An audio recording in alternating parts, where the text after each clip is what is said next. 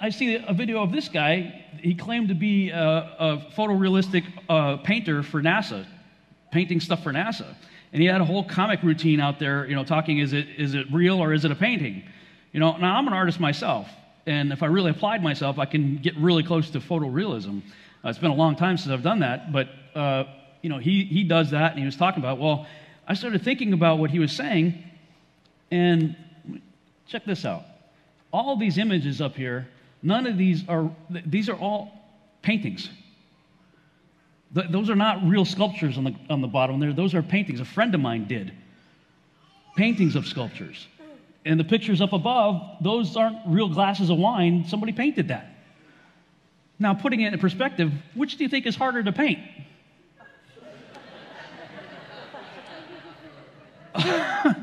So I'm listening to Matt Boyle, and I'm going, well, he's got a reasonable case there. And then I showed you, all the other stuff that I went into. So, listen to this.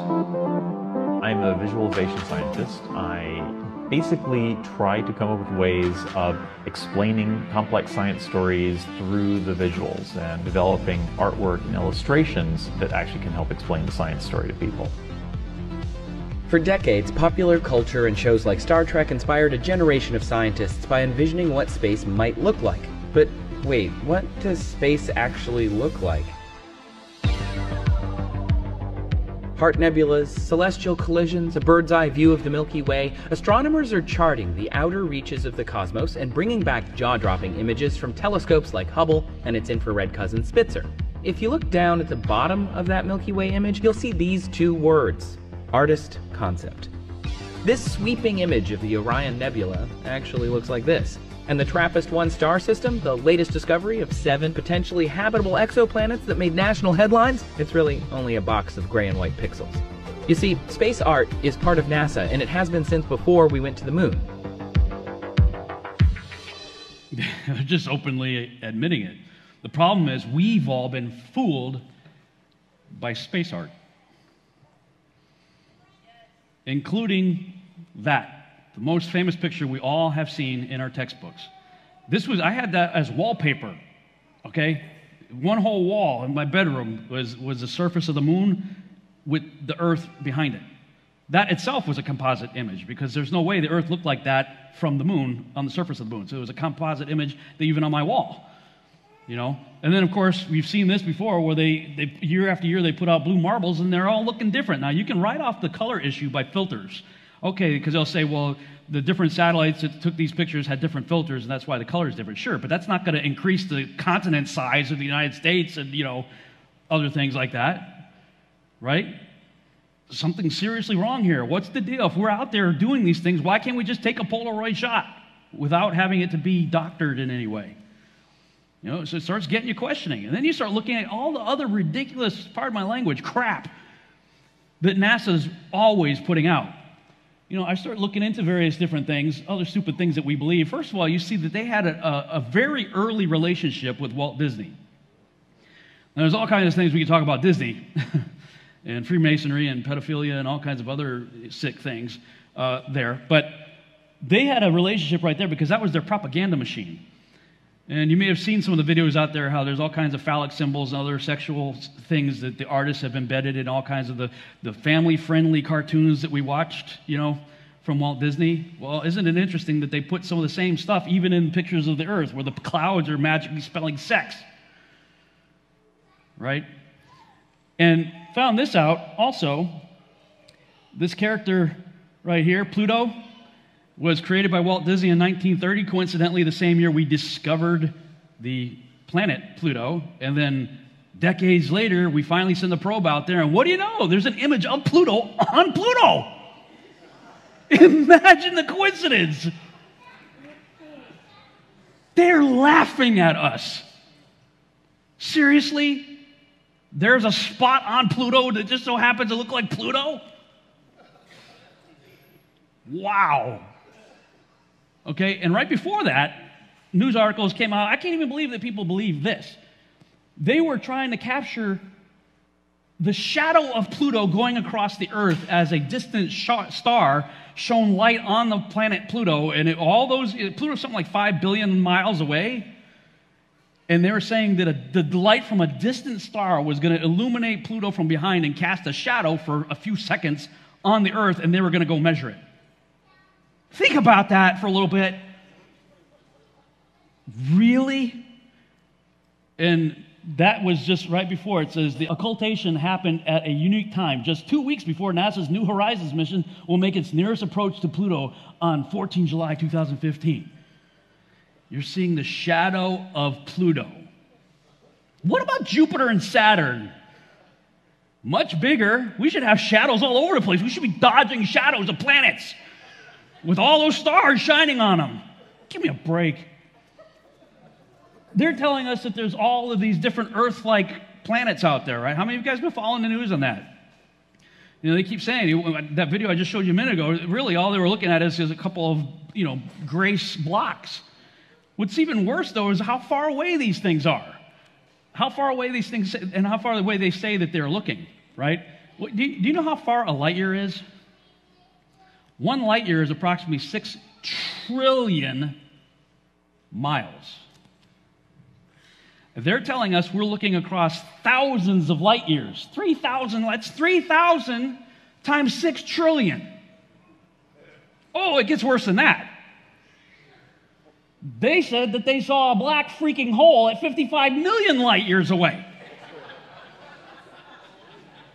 55 million times 6 trillion. You got a telescope that can see that far? Zoom in on the moon right now and read me the serial number on the bumper of the buggy. Right now. Or shut up.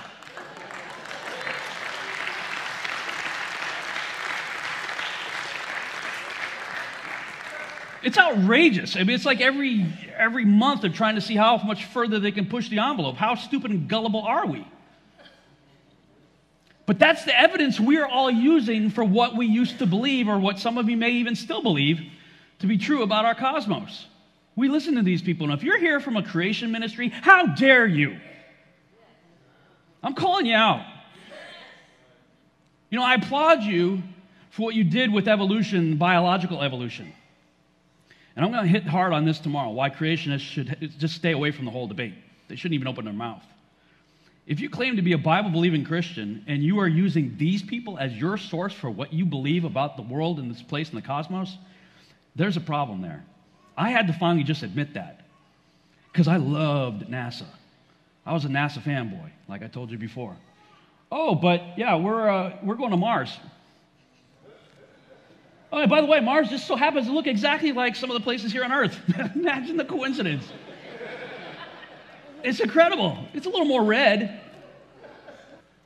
Oh, and by the way, they got rodents up there too.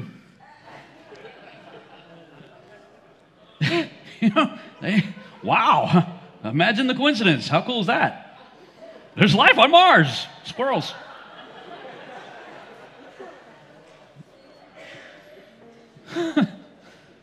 No, they're up in Devon Island. You can go look this up on Google Earth for yourself.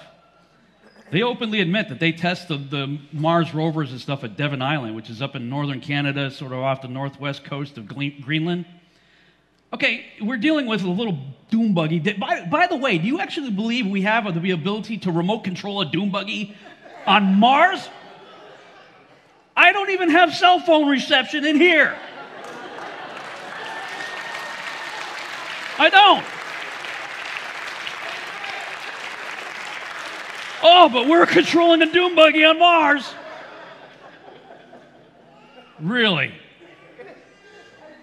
Oh, why do we have to go to Devon Island to test? It's just a little doom buggy going around dirt and rocks. We got plenty of dirt and rocks right here. Why do we got to go to Devon Island? Oh, because it's cold. You could put it in an ice box and still simulate cold if you want to see if it can handle the cold. No, they're going to Devon Island because nobody else is up there, and it just so happens to look like what we think Mars looks like.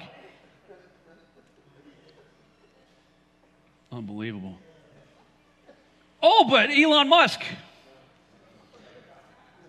First of all, how many of you have ever heard the name Elon before you heard of Elon Musk? Anybody? A college by the name of Elon. Interesting. I'd never heard the name Elon before I heard of Elon Musk. How interesting, though, that Wernher von Braun, Captain Nazi NASA guy himself, right, wrote a fiction novel, I think it was in the late 1950s, about a colony on Mars. It just so happened to be led by a guy named Elon. Oh, imagine the coincidence. Oh, but now we've got a Tesla on the way. Did you hear about that? He shot up a car, supposedly.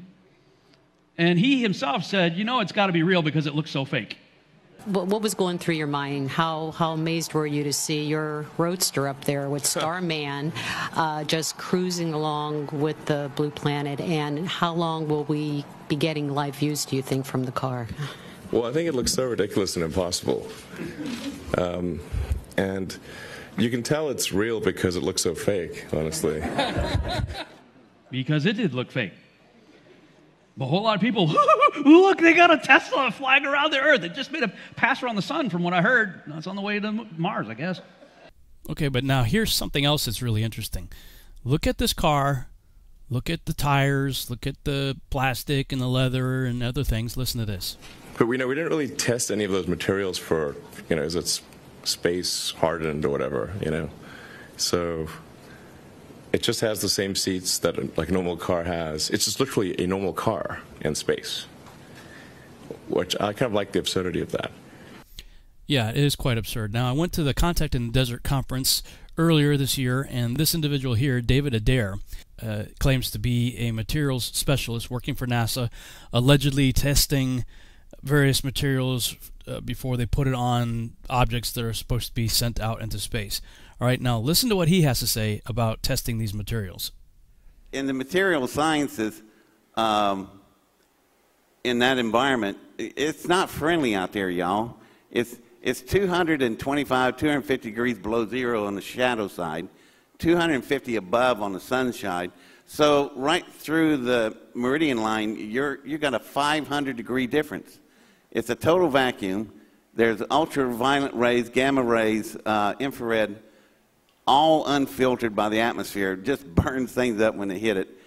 Some of our materials just absolutely disintegrated. They were gone. We just had a blank where we put the piece of material. Okay, so if this guy's testimony is true, then he just completely debunked this. I mean, look at the rubber on the tires. The tires aren't exploding, the rubber's not disintegrating, any plastic on there is not, frying, and it's spinning. So it's going 500-degree temperature range from 250 plus to negative 250 plus as it's in direct sunlight and then, spinning out of direct sunlight. And yet the glass is fine, the plastic's fine, the rubber's fine, the leather's fine, everything's okay. It's just a regular car that Elon Musk himself said basically just pulled right off the lot and supposedly shot it up into space. So yeah, I agree with Elon. It does look fake, and the whole thing is completely absurd, and I think anybody who believes this is actually real probably needs to have their head examined. We'll believe anything nowadays. Oh, by the way, they found the Star Trek symbol on Mars, too. Did you know that? Oh, this is real. CNN right there. A couple months ago, June 13th, we found the Star Trek symbol. Starfleet's been there already.